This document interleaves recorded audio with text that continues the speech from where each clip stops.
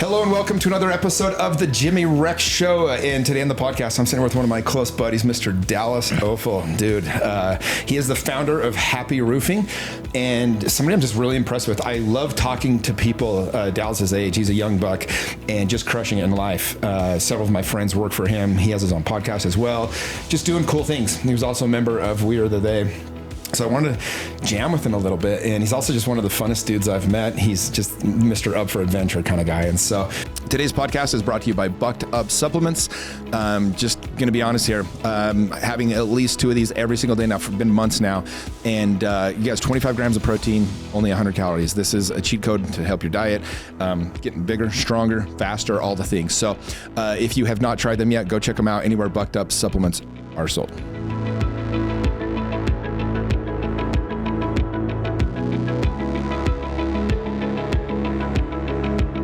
Dude, welcome to the podcast. Thank you. Stoked to be here, man. Thanks for cutting out the time for me. Of course, dude. So, dude, your generation, how old are you? 29. Just turned 29. Yeah, you're kind of, it's interesting. I'm going to make a video about this pretty soon, but I feel like your generation has really been screwed by the leaders and politicians of America the last 10, 15 years.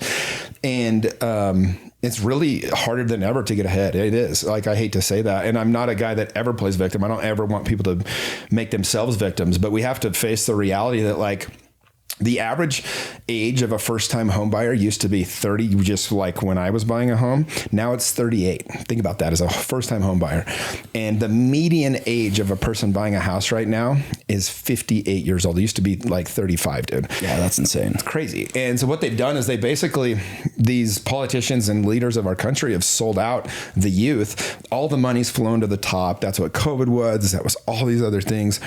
And so I'm always impressed and admire people like yourself, because when I was your age, when I was 29, I'd already bought and sold 15, 20 homes. Mm-hmm. But all I had to do was save up 10, 12 grand and I could buy a home. And I knew for the most part, it would cash flow. If I could just buy it, I could get a renter in there to pay for the mortgage. Yeah, nowadays, those don't exist.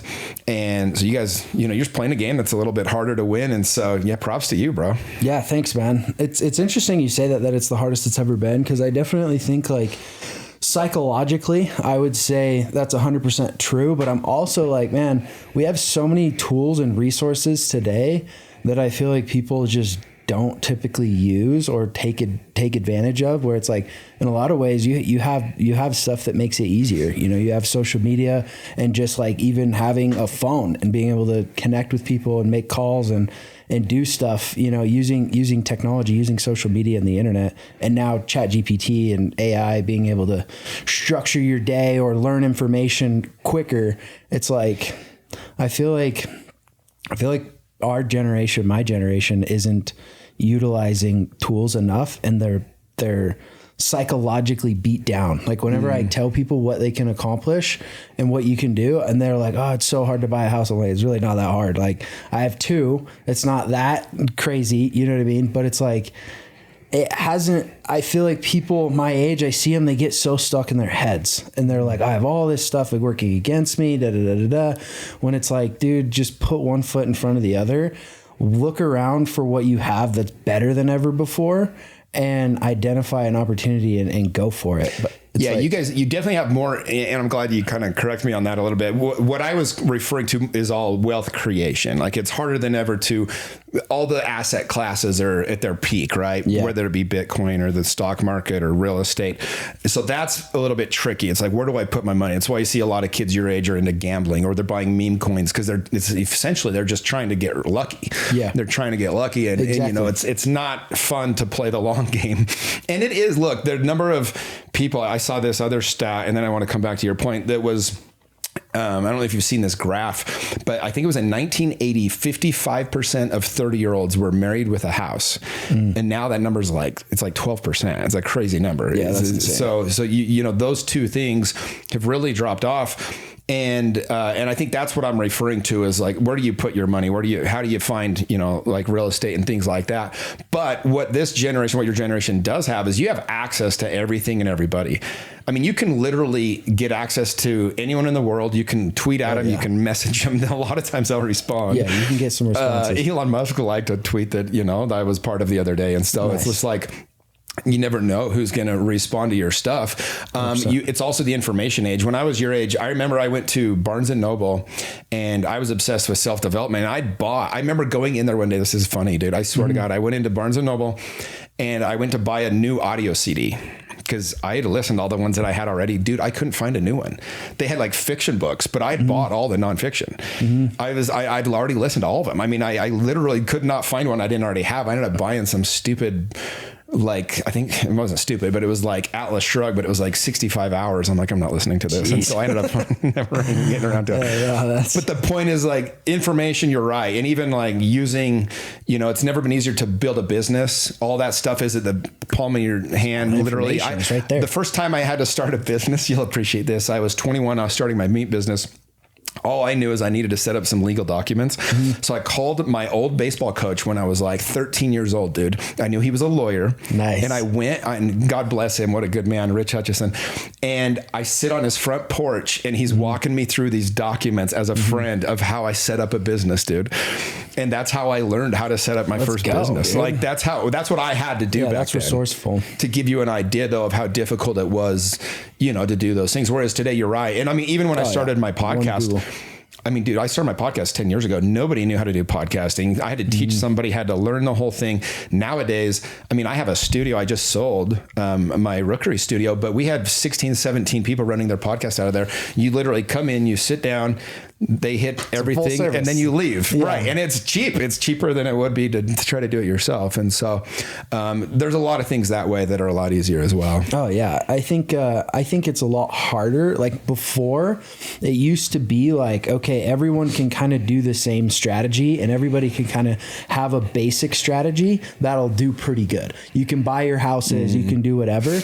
Now it's like, if you do good and you have some of the better strategies, you get Bitcoin, or you're on the social media, you're on one of the front of these waves where you've identified something and taken advantage of it, gone deep, done the work, studied, learned, and actually use it, then you can get way ahead. But it's like you're having to have more decisions. It used to be like, go to college, get rental properties. There wasn't that many paths, right? It was like, do I put my money in the stock market or do I buy real estate? And that was now it. It's like, there's so many different programs and things and investments and stuff. And so, and the traditional stuff, it makes sense. It's repeating the same strategy over and over and over and over and over again for generations. It's going to change and there's going to be different things. Well, another thing that makes it a lot easier for your generation today is the ability to network.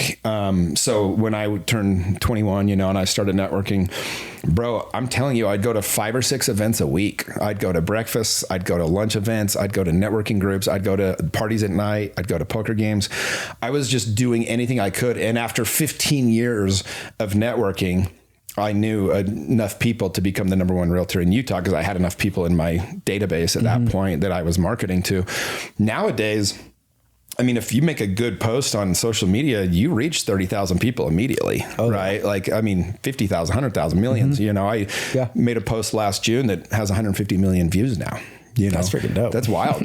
Yeah, that's insane. That's a lot of people. It gets reached every month. It keeps going viral again. It's the one with the guy that shot Osama bin Laden that talks about how he was only going to war is kind of bullshit and all that and stuff. But the point is like you have access to tools that are mind blowing. I remember I used to market, bro. I marketed once. I rented the space that you like have your face come up before the movie starts at the theater.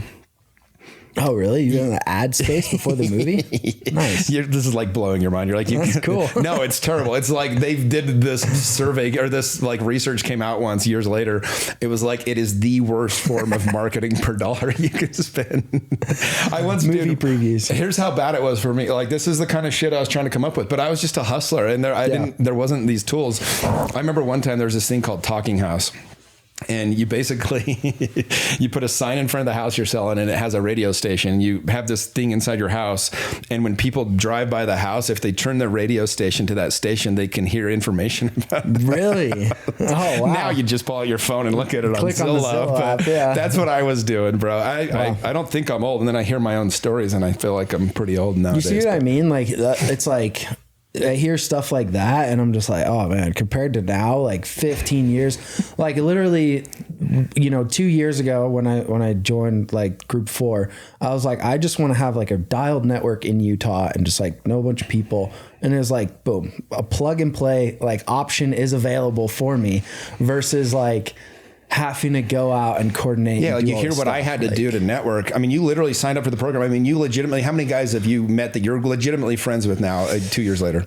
I would say like legitimate. I wouldn't say that I'm as social as a lot of people, but I would say there's a good 6 guys that I'm like, I know for a fact we are like boys for life. Like I'll see you on a regular basis. I'll see everyone and I'm cool with everyone. Like there's really nobody that I had any issue with, but there's definitely like my handful who are like my boys. You know what I mean? Like, isn't that crazy? Like what's the value of a best friend? You got 6 dudes now that you'll do life with. Oh, you know? I mean, that's the beauty. And by the way, you don't have space in your life for 50 new guys anyway. And so the beauty of the program is you sign up, there's 30 guys, 40 guys, 50 guys in your group, and you end up finding the 4, 5, 6 that you do life with. Yeah. No, it's been incredible. I would say, that's definitely a massive thing that is more of a modern day amenity, is having something, structure around stuff like that.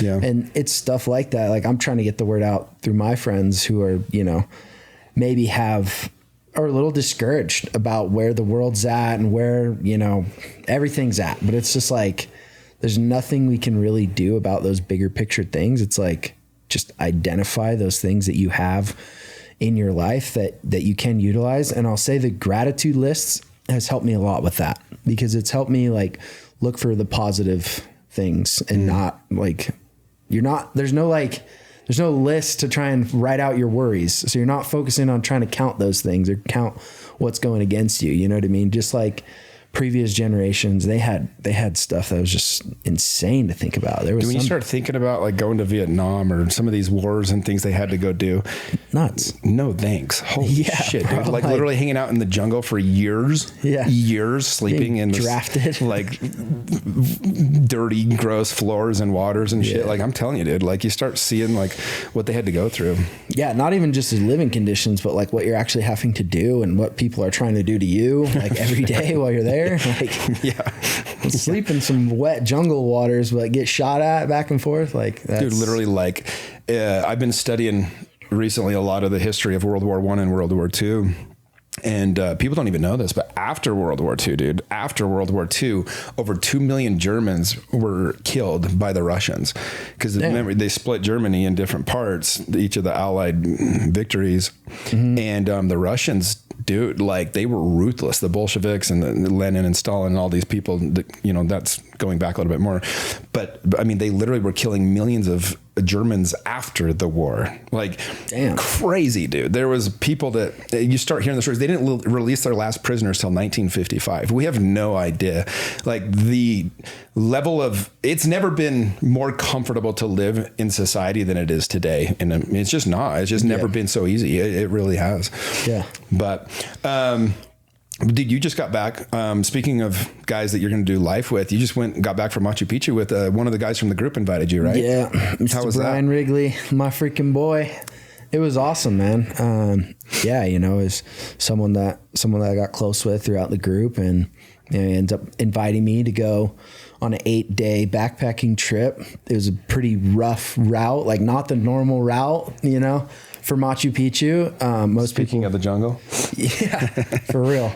But yeah, we did massive 8-day hike. It was, I don't even know. It's hard to explain. I just uploaded, we made a 30-minute mini doc of the trip. Oh, you did? I did from my perspective. I should have, like, watching it, I didn't even want to upload it because I was like, I should have got more of like a diverse viewpoint, but I haven't really been brushed up on my videography stuff, so I'll give myself a break. But no, I'll give you props though, because like so many people, they're like, oh, this isn't gonna be any good, nobody's gonna watch this, but like ultimately it's for you anyway. Yeah, you know what I mean? Yeah, I love, like, I've watched it through a couple times and I'm just like, holy cow, that trip's insane. You'll have to make one for us in New Zealand, dude. Oh yeah, we will. I have like a phenomenal editor now, so I'm just like filming everything, and then he takes it all and runs it. So I like that.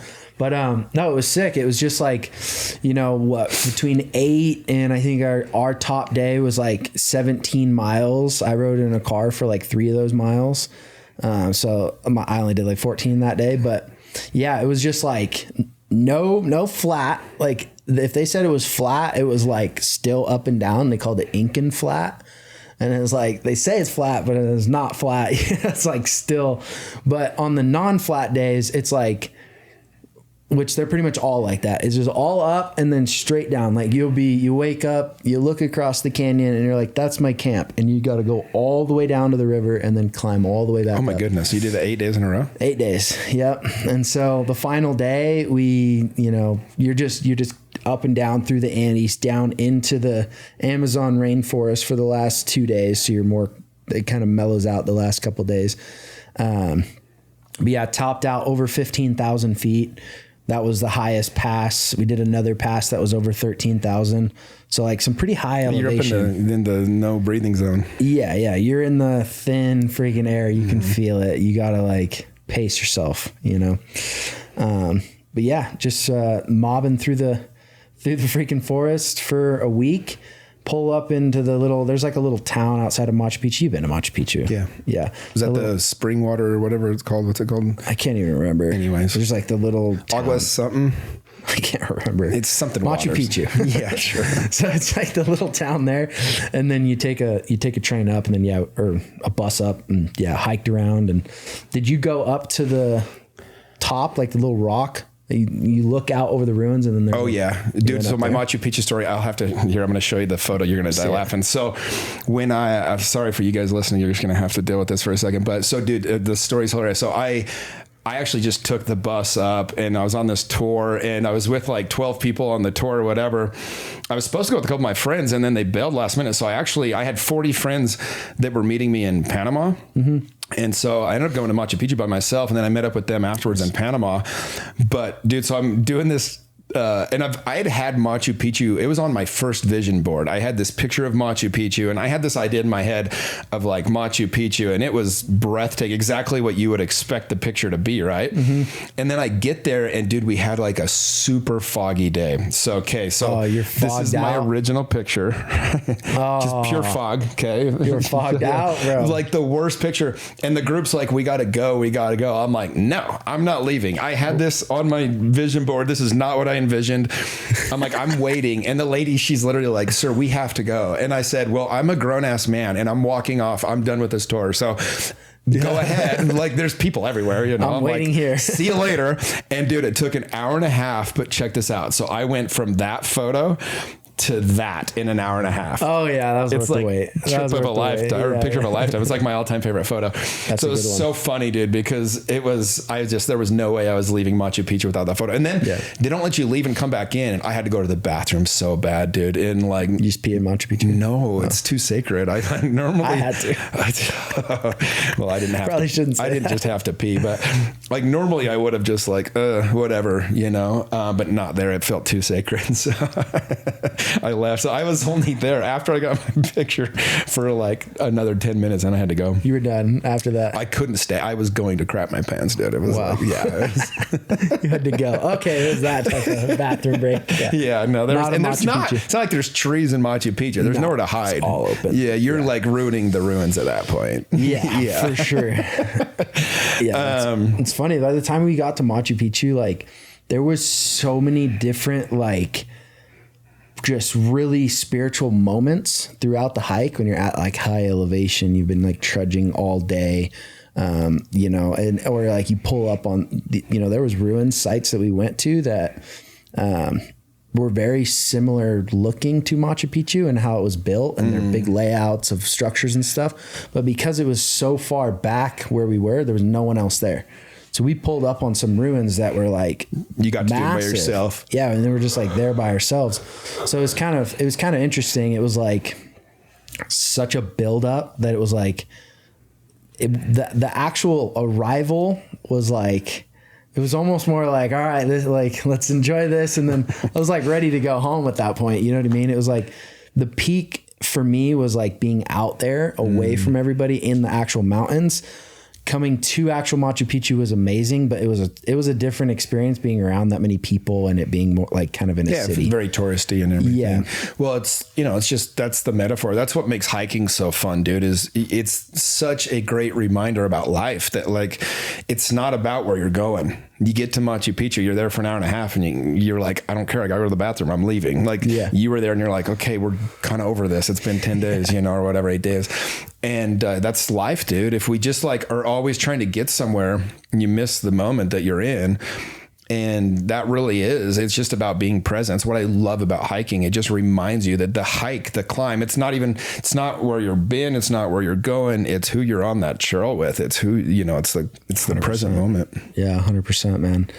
I love that. It's all about the company on the journey. It's who you're with and the journey that you're on. That's what it is. You get obsessed with the final destination. You never allow yourself to fully appreciate and enjoy the moment when you're always focused on. That was me for so long. It was just like, what's next? What's the next project? All right, we got to get to this chapter. And it's like very recently I've been able to like calm down, come into the moment of just like, this is where we're at. This is who we're with. Enjoy this here now. And dude, future will be fine. For 20 years, I wanted to fill my calendar up as much as I could. It was like, that was the goal, to put as many things on there as I can. And now it's the opposite. My goal is to keep it as empty as I can. I'll show you when we go upstairs. It's pretty, dude. Like I don't put things on my calendar if I don't want to do them now, and I keep all my mornings. So I have every morning, I don't have any meetings or appointments that I set before 11 o'clock. Nice. Like I want to give myself that time. I'm doing a lot of studying right now, a lot of like meditation type work and just being, going on walks, things like that. But I feel like the world itself has sped up so much recently that I'm trying to really slow down. It feels like there's not time to just sit and read. There's not time to work on yourself. I don't know if you've been feeling this, but like, it feels like there's this pull of just like everything's happening so fast. And there's so much happening. And so it's just this temptation to fall into that and feel like I need to run at this faster speed when I know I just need to slow it down. Yeah. You're 100% right. Like with how quickly we can absorb information now, it's like we're always wanting to keep up. It's like, oh, this is happening. You want to stay up to date. You need to be in the know. It's like Bitcoin's hitting a new all-time high. It's like, well, it's like, dude, the thing with Charlie Kirk, right? Like he gets killed and I'm trying to follow the story for the first week and there's so much propaganda and bullshit and none of the story makes any sense. And so I'm following it pretty close and I'm trying to follow like the actual news. I'm trying to follow Candace Owens. I'm trying to follow Ian Carroll, like people that, I've learned to like, okay, I'm going to give it a different perspective here.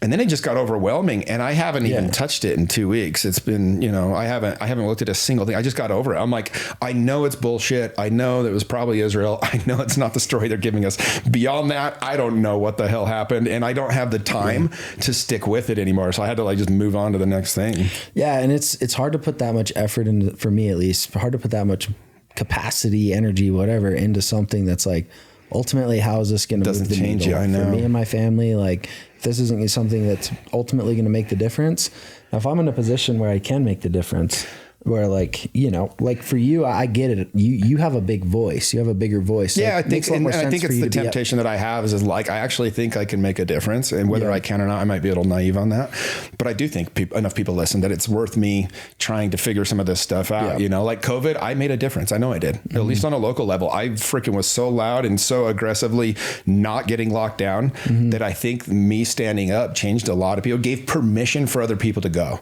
Some of us have to jump on the first landmines. Yeah. And I just feel like I'm one of those guys. I'm the guy that's going to bust the door open and I take some shots for that. Yeah. But I think it allows people permission to then go, you know what? I can look at this from a different angle. I can push back against Trump when he's hiding the Epstein files. I don't have to fall in line with every Republican talking point. I don't have to just have conservative values when it's at the, can we not just like admit that Gaza, a genocide is happening over there? And I have these contrarian takes sometimes for people that aren't used to somebody that usually just fall in line with the party, right? Yeah. And I feel like, I take a lot of bullets, like I said, for that, but I do feel like I don't know. I can go first and wake up a lot of people. Yeah, I think you're in a unique position to be able to do that. And I think the fact that like you're listening to your own kind of like internal drive to do that is badass. You know, it takes a lot of courage to do what you do and piss people off and lose friends and risk, you know, friends getting mad because they're friends with you. Here's the part you don't know though. And this is the secret. Okay. Nobody actually attacks you ever in person. I've never had a single person come up to me in person negative. It's always positive. I get 2 or 3 people, honestly, a day if I'm going out. Like if I'm out and about, I'll get at least a person a day that comes up and is like, hey, man, thanks for this. Thanks for speaking up on this. Thanks for whatever. Like, hey, you don't know me, but because I'm not just like on a movie or something, I'm actually talking about things, right? Yeah. And so you get a lot of positive reinforcement in person. And then I don't read comments. I don't go on any chat sites. I don't read any of the negativity. And if anybody comes at me, it's rare, but even when they come at me online, I just block them. Yeah. I don't care. I know it's immediate. I wouldn't let you in my house. If you were talking shit in my house, I'd kick you out. So it's like, see ya. Like, I don't have to keep listening. No. And I don't care to. And so the gift in all of it is what I was going to get at is you find your people. Like the people that know me, they freaking love me now. Yeah. Because like I can trust Jimmy. Like I know where I'm at with Jimmy. I know Jimmy's going to be authentic. And you find your people, guys like you that are like, I mean, there's probably nothing somebody could come up and say to you. You've been around me enough where you'd be like, oh, I'm changing my mind on Jimmy. Like you know me. Yeah. And that's my people. Right. And so I actually find my tribe by being authentic. And I learned a long time ago, dude, the most attractive state that a man can be in is 100% authentically, unapologetically himself. And so I just try to do that. And sometimes you lose people, but you don't lose your people. You lose the people that were never yours. Were not yours. Yeah. Well, some personalities it's easier to be than others. You know? Yeah. And by the way, we don't need 3 of me. We just need 1 of me. You know, I have so many friends. I love it. It's like my favorite text. I get them all day. They're like, they'll send me shit, and I have to laugh and smile because they're always like way behind where I'm at. But I woke them up to the thing, whether it was like when I left the church, psychedelics, COVID, now with like Israel and all this shit. Yeah. And it's so funny, dude, because they always like will send me stuff. And I'm like, God, I'm over that. Like, God, that is so fun. I'm so far past that meme or that video. No. And so, but I also want to appreciate it because I love that they're waking up to something and they're excited to share it with me. Yeah. But it's just funny. I mean, I've been the first one on a lot of this stuff and it's okay. That's the role I play. And maybe because I don't have a family and kids, I don't have to worry as much. I'm not worried about them being ostracized. I'm not worrying about how it's going to affect their friend relationships, you know? Yeah. And so I'm able to maybe take a few more gunshots up and front. I feel like the way your businesses are set up, like you're in a very safe spot to be able to say shit. Like, it's pretty dope. Yeah. I mean, I set myself up. I paid off my house 3 weeks ago, so I don't have to worry about that anymore. Congrats on that. Thank you, dude. That's huge. It's part of what you talked about though, is like just finding peace and stuff obviously financially there's other more aggressive moves you can make. Yeah. I sold a couple businesses I had and paid off my house, and I don't ever want to have to worry about it again. I don't have to work if I don't want. I can say what I want on my podcast without worrying if it's going to affect my business, you know? Yeah. Yeah. You're not going to there's nowhere for people to write you bad reviews that's going to actually like affect anything. Yeah, it's like, okay, you know cool. I mean? Well, and you know, it's funny because I was a little bit afraid to speak out, even on like some of the stuff with like Trump and the Epstein files is a good example. And I was like, gosh, I don't want to piss people off that would join We Are the They. But then I had to remind myself, I was like, no, this program attracts people because of the authenticity. Like I built my first group because I was loud during COVID, and it was very uncomfortable. Like props to us that fought back against the vaccines and COVID. Like they tried to make our lives hell. Like I had 2 of my best friends in the world basically ostracize me and say, dude, I cannot believe that this is you. And now they both came back and admitted I was right, and to their credit, we're actually close again. Says a lot about them. It honestly does. Like it was cool, dude, but again, you find your people by the way, I've been off course on things and they'll pull me aside and be like, bro, this isn't you. Like you're missing something here, you know? And so, but, well, dude, you're one of those guys, you're like I would compare you to like Matthew McConaughey. You're just like kind of like a cool dude, you know. You're like a Renaissance man. Like I love characters in my life, and you're the kind of guy that no matter what I heard you were doing, I would not be surprised by it. If they're like literally, somebody could tell me, oh yeah, he's doing this, and it could be literally anything, and I'd be like, that totally works. He does that. Yeah, that's awesome, man. Well, I appreciate it. I pride myself on having a lot of diverse experiences. Like that's something I really love. I feel like that's helped me get to know myself. Something I'm still doing, but I love just like variety of experiences. Like, in so many different aspects of like life, just doing different things, doing different sports, traveling. That's why I have so many cars. And that's honestly like why I have 2 houses even, I feel like, because like I have like my space at both of them, but I just like changing things like, and so I've always done that. I'm always like taking a different car that I have or riding a different bike or like, like the way that I dress, I feel like kind of like has like these big shifts, like I used to wear this like leather cowboy hat every day and like was so drawn to it, and then like I feel like that has led me of just like trying all these different things. And it's exactly how you said it. It's like, it wouldn't surprise you what I was doing. Like, earlier today I'm up in the mountains riding, dirt bikes, trying to make sure that we're going to be down in time so I could be here, Have you studied, we talked about it a little bit in the program, but the 6 human needs that Tony Robbins really talks a lot about. Yeah, I've heard a little bit. I've heard you talk about it too. Yeah, so the 6 human needs, because it plays into this a little bit with your personality and mine too a little bit. But so all of us have 2 that we probably favor the most, but they're certainty, variety, or uncertainty, significance, love or connection, growth and contribution. And we're all a variety of all these, right? Like we're a scale. He actually has a test you can take where it scales you from 1 to 15. And I was like off the charts on my uncertainty. I am like, I live for uncertainty. It's why I've been to 114 countries. It's why I've been in 20 relationships. It's why I have 10 best friends. I love variety, and so do you. And Tony talks about this. He says, you will have the amount, he says the amount of uncertainty you're comfortable having in your life is the amount of fun you'll have in your life. Yeah. Like, and passion too. Dude, it's just, so true, you're just not going to be a very fun person if you don't like variety, if you don't like uncertainty, because if you need everything to align for you to go try something, good luck. Like I remember when we were in Africa, bro, and we're driving through this little village. Next thing I know, you and Taylor on like, I think you guys got on top of our bus and we're just like surfing on top of the bus. I'm like, oh God, I'm going to lose one of these guys in Africa. But you don't need everything to be safe. You're not trying to play it safe. I don't even want to live a life where I'm playing it safe, No, definitely not. I want to take risk. I want to use risk, like, I don't think that's, business, action sports stuff. It's all in the same similar vein for me. It's just utilizing risk for my enjoyment, for my advantage. And I think it just makes life so much more fun. If you know exactly what's going to happen, if you know exactly how things are going to end, like, how's that enjoyable? Dude, I just use the example. It's like, I'd rather have my life be a beautiful mess where a lot of things go wrong, and I'm totally content with that. I am totally up for that. I got to the point a couple of years ago where in the moment where it's going wrong, I'm like, okay, this is going to be kind of interesting. Like I'm kind of up for this, I'm kind of into it. And it doesn't mean I'm trying to make things go wrong, but in the moment I can appreciate that, every movie you've ever watched, like what's your favorite movie? What makes the movie Gladiator good? Well, it's that he was totally screwed at the beginning of the movie. He was the general. He was going to become the emperor. Like he was the guy. He was so honorable and beautiful, and his kid and his wife is like doing everything he can possibly do correctly.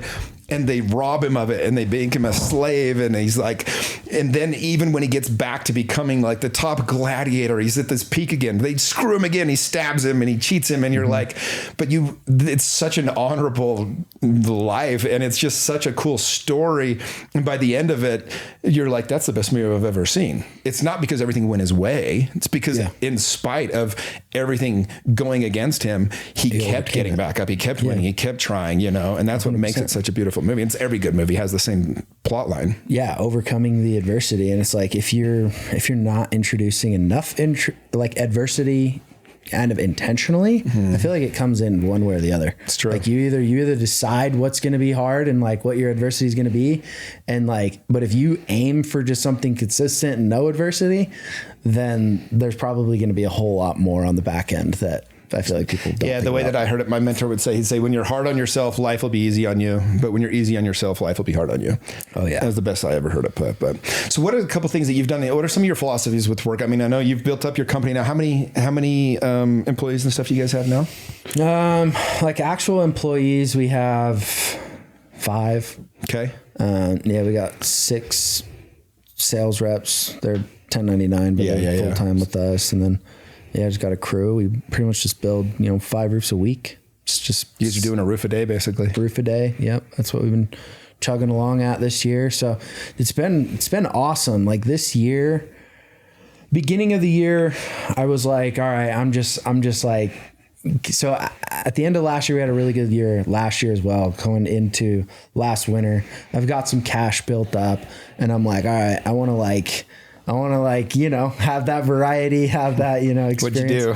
Well, I just started scaling faster, right? Okay. I started hiring more aggressively. I started, I spent money to get all my vehicle, like 3 of my vehicles wrapped, which wasn't cheap. And it was just like stuff like that. Dude, I just went to get my moving truck wrapped.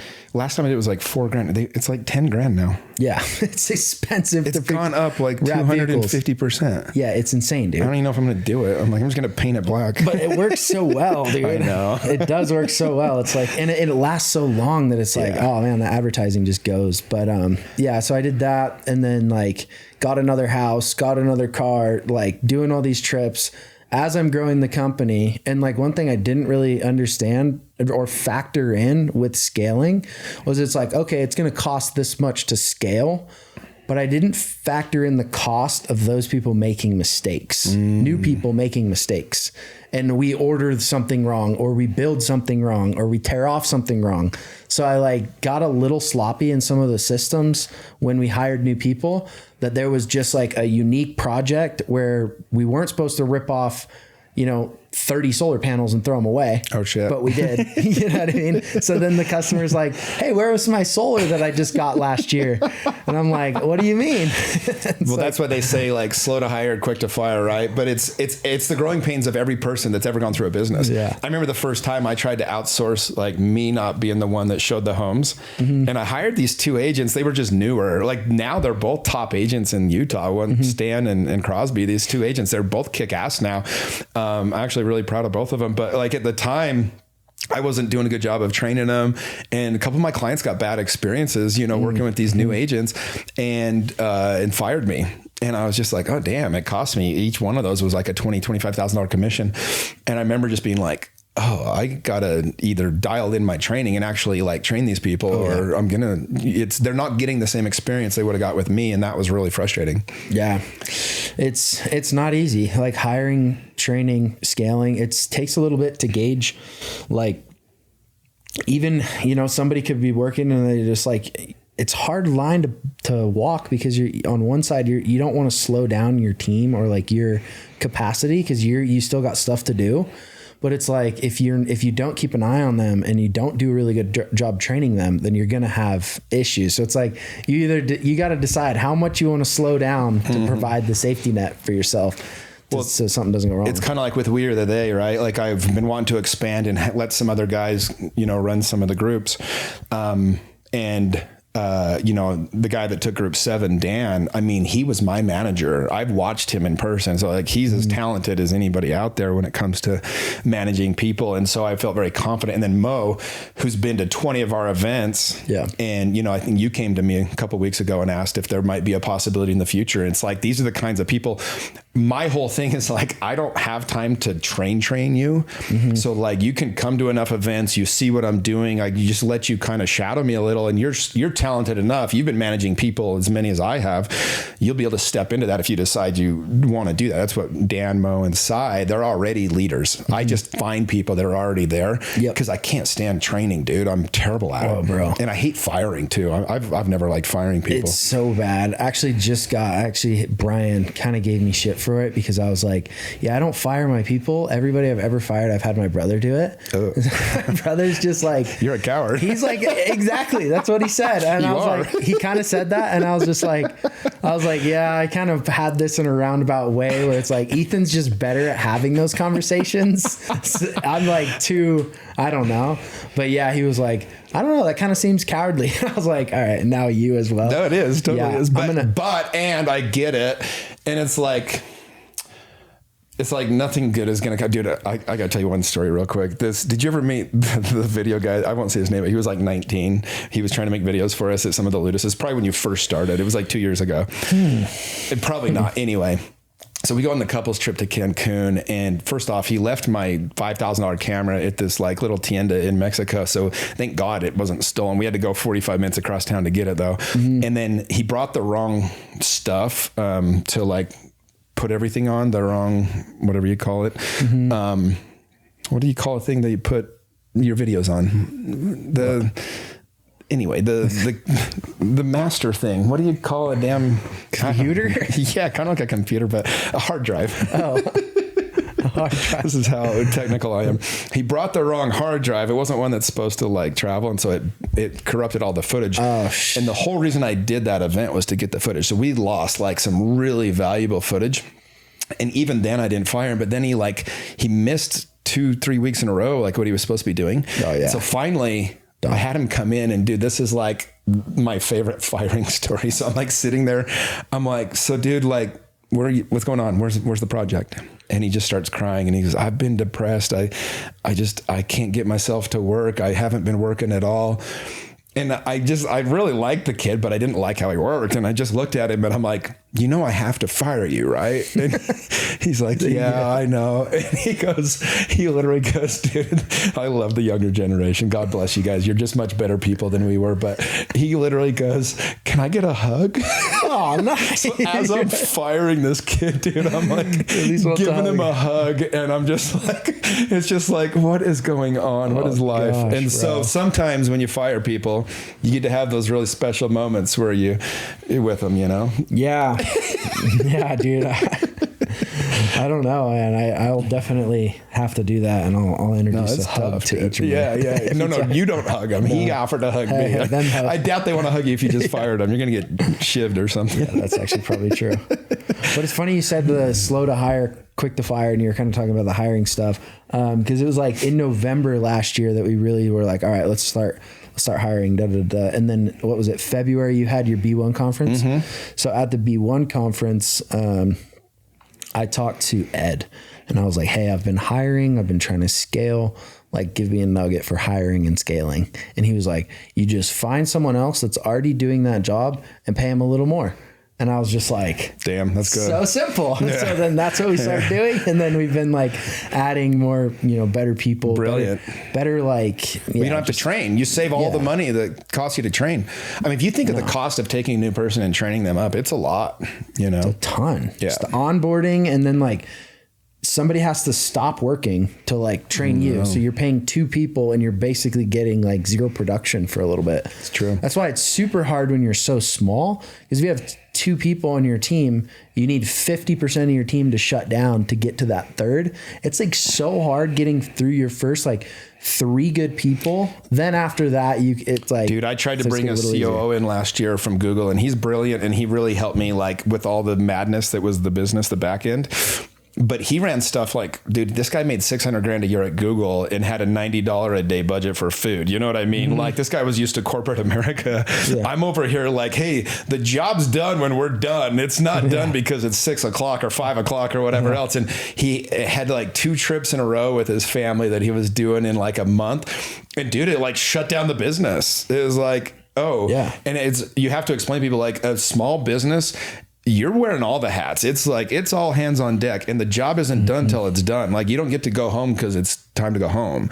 You get to go home because you got the thing done. And if it's not done, you stay there and you get it done, and you're just picking up for each other left and right. And that's how it works. So it's like, what I've been doing is hiring a lot of like 1099 people, instead of trying to bring people in house. That's what I just hire out a videographer, even with my podcast now, after I sold my studio and all these different things, it's easier for me. I don't have to deal with payroll. I don't have to deal with, all those things that come with it. Yeah. No, it's way easier to just do 1099. We've been adding a few of our people. That's why, like, we only have 5 that are actual employees, but like I'm probably managing like a group of 12. Like that's manageable. Some of them have a couple of their clients maybe, but like pretty full on with like 12 people. Nice. And there's like some like sub managers where maybe I don't always have to talk to that. There's like someone else they could go to. But so we finished the program like 2 weeks ago.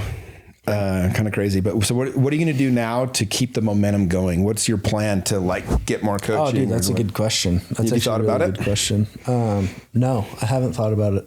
I haven't thought about it in that context. I've thought about it in the context of how am I going to keep my progression going, but not specifically like this going. Or I think progression's the important thing there. Yeah, but I think as far as like. I mean, yeah, I'll be doing, I've already got like a couple trips planned with some guys in the group that we're talking about. Brian said he's going to offer up his cabin, Sounds like we're going to do that quite often. Annual trip or something like that, biannual. But as far as like, the gratitude list, that's been something that I've gotten back into more recently. But something that's just been so helpful for me in my mindset. Dude, I got a couple of guys, they send me theirs every day. I try to remember every day. I'm pretty good at it. Yeah. Shout out Chris Nelson and Joe. Dude, they send it to me every morning. I have a couple of guys that are like, they're so consistent. Dude, I'm going to read one of these. It's actually pretty inspiring. Check this out real quick. This is like this Chris dude, because the gratitude is such an important thing and we forget that. This dude doesn't just write it. Hopefully there's nothing in here too personal, but this is how he writes, dude. He says, Grand Rising, today's date, October 14th. Today I rise grateful for sales, the thing that makes everything better. Yesterday was great because 3 people signed docs. Hat tricks don't always happen, but when they do, any adversity of negative feelings associated with the job are instantly nuked. The solar coaster has its ups and downs. Enjoy this moment and prepare for another. Number 2, Anthony, my bro, my dog. All 3 of those cells were with Anthony in-house. Last time I hat tricked, also had the efforts of Anthony involved. I love what I do, and even more importantly, love who I'm doing it with. Thanks for the efforts, brother. We earned yesterday. 3, Gail, fresh blood killer. Gail is in her 2nd month. Absolutely. He just keeps like each one of them is so detailed. Shout out Chris Nelson. Dude, he gives me, I get these every day from him. Dude. Yeah, he sends it to me as well. And I'm like, bro, unbelievable. I'll like every few, I'll like respond to like, bro, the consistency is so inspiring. I'm just like, these guys never miss a day. How does it, from Running with the Bulls? Yeah. Is that where you guys met? Met at Running with the Bulls. Yep. Well, that's one of the cool parts about the adventure trips. And I'm glad you're coming in March to New Zealand because you get to meet people that are in the other groups and the culture's already set. So the connection happens, so fast. The connection happens so fast. There's just so many different things going on, so many different opportunities to meet people. But dude, the adventure trips, they're so sick. I just love how I don't have to plan anything. And then I get to like, it's like saves me. I get to do a trip, right? So that kind of like, that's something that kind of in a way needs to happen, at least periodically. So it's like, I got that taken care of, but then I also didn't have to take the time to organize it. And then I also got to go with a bunch of people where I can actually like move the needle and make a difference in business, personal, networking, relationships, whatever it is. So it's like, it's almost kind of like a work trip in a way where it's like, it's a work trip in a sense that it's very productive. It's always super productive. Like, dude, I have Maverick, one of the guys that I met running with the Bulls. He has come out doing our sales team. Guys now, he's freaking crushing it. He just got promoted to project manager. So he's closing his own projects now, and he closed 2 yesterday. Hell yeah! So it's like he's look, you got that. And this is why I was traveling a ton always too. People are like, how do you afford to take so much time off work and travel? Is like, dude, I've sold more homes because of my vacations than anything I ever did. Like now I made it a point when I was there to get to know everybody, and I tried to sell all houses. But bro, that's the whole point of it, right? I'm glad that you said. And plus, like, dude, we have those adventure trips dialed. Oh, yeah, so easy, dude. We plan it. Show up. We really do plan it so good for people. You just show up and everything's taken care of. That's amazing. Yeah, I love it. Well, dude, I'm so grateful we had you in the program. And what was the first thing that brought you to Hawaii? I don't even remember. How'd you find out about it? So I've known Taylor Palmer for a long time. But he was building a battery for my van that I was building out, like a camper van. Okay. And he's like putting together this battery for me. And he's like, yeah, I'm going to go put together my rope swing this weekend for my buddy. He has like this men's group thing. And I was like, all right, he's like, you come down, you want to like help set it up, you can hit it and stuff, And I'm like, perfect, let's do it. So that was for LG1. Oh, you were there for group 1? I helped set the swing up. I don't remember and that. I was the test.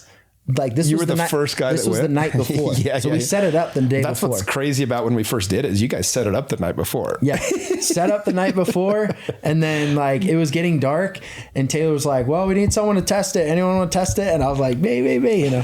So yeah, I sent it off at like dusk, and then it was. It was the next day. We had a whole nother day with my group where we were just sessioning with my group. And then it was the day after that morning you pulled up with LG1. Oh. So then I added you on Instagram, and then hit you up about the B1 conference, went to that. And then it was just like, saw some value, invested more, saw value, invested more. And it's just been like this snowball. It's been kind of this beautiful thing. And then it's awesome that it's, continuing on, because I didn't really expect that until Mo told me he was running a group, and I was just like, he's going to need help. Like I'll help him. You know what I mean? Like I'd love to help him and just go through the program again, but from the angle of helping. Yeah. Yeah. And so that just like right when he said that, it just like hit me that I should do it. And then I was like, and I started learning more, and I'm like, oh, maybe one day I could even run my own, after that. So. Well, dude, it's been the journey, dude. It's been a beautiful one. So cool, man. It was so fun to just look back. It's like all the people that you get to call friends now. And I love how vulnerable we are with each other. I was at the gym yesterday and ran into a walk guy, and it was kind of funny. He's like, how you doing, man? I was like, I could lie and just be like, oh, I'm doing great. I was like, I'm in a little bit of a funk. I have been for like a week, dude, and went into it a little bit. Told him why I was in a funk and how I was handling it and the things that I needed to like get my shit together on, and a couple things. And he's like, dude, I've been in a funk for like the last 2 months. And we started talking about it and what was going on. Mm-hmm. It was just such a real conversation. Yeah. And neither of us needed anything from it. We just wanted to hear each other. And then at the end, I was like, love you, man. Get back to your workout. It was like, God, I love that we can talk to each other like this. Neither of us had to put on this facade. We're both fine. We're both doing great. Yeah. But it was like, we were just kind of feeling, and it just felt nice to be seen by somebody, you know, to have to wear a mask, honestly. For it to be real. And feel loved for not being okay. Authentic. Yeah. That's what's so cool about what you've created in the group is that, it's so okay to be that. Mm-hmm. It's so okay. It's like, it's definitely the preference to just like let the walls down and just like have meaningful, realistic, like real authentic connections with people. Yeah.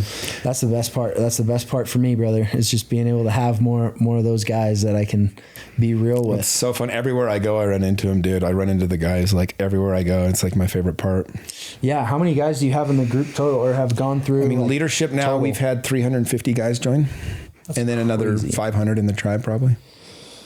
Dang, bro, we're going to do a 1,000-person party soon? I'll have to figure out exactly what that looks like, but might as well, right? Yeah. That's love a milestone, you, bro. For sure. All right, man. Well, I appreciate you. Love you, man. I love you too, bro. Congrats. Thanks, dude. Yeah. Thank you again for listening to The Jimmy Rex Show. If you liked this episode, please do me a quick favor. Just go online, leave us a review, subscribe to our show, both on YouTube, Apple Podcasts, and on Spotify.